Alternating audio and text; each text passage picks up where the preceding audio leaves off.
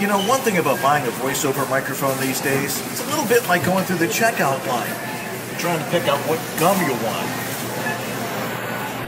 But here's the thing. What's the difference between all the gum and mints? And really, what's the difference between expensive stuff and cheap stuff? How good is good? And what do you require in your home studio? First off, we know that most of this stuff was designed for recording music.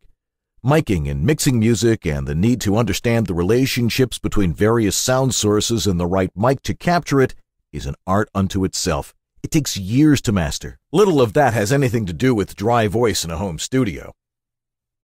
Second, what really is the difference between the expensive stuff and the more moderate-priced mics? Couple of things.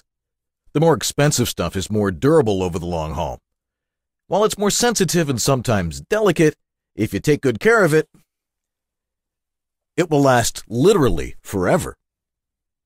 The real difference between a Neumann and, say, a Samson CO1U or an AT2020 is sensitivity.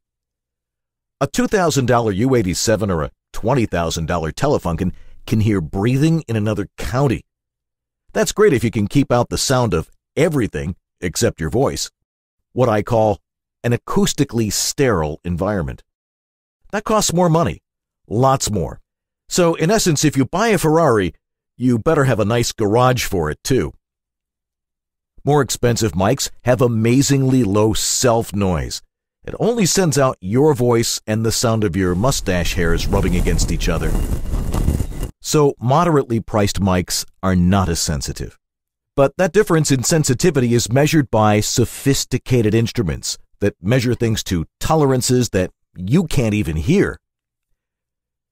Your home studio, while nice and comfy, is literally impossible to completely soundproof. You don't need the sensitivity of a megabuck mic to pick up the sound of your cat scratching his post 2 floors away. But with proper mic technique, everything you say gets picked up nice and clear by a mic that's 1/10 the price. And you can have a field day shopping for one of those. You can look at frequency response charts to see how a studio condenser mic of any price compares to another.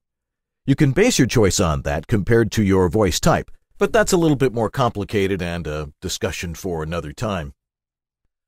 I've talked with lots of manufacturers and retailers, and most of them agree that for every $500 you go up in price, you're probably only looking at maybe 1% improvement in quality. So the bottom line is that you don't have to break the bank to sound good. The thing to invest in is your skill in breaking down a script, mastering good voice acting technique, and finding where your vocal strengths are. In other words, don't put the cart before the horse. Having a great mic doesn't get you work. Work gets you a good microphone and the capital to invest in housing for it. And that's my tip of the week.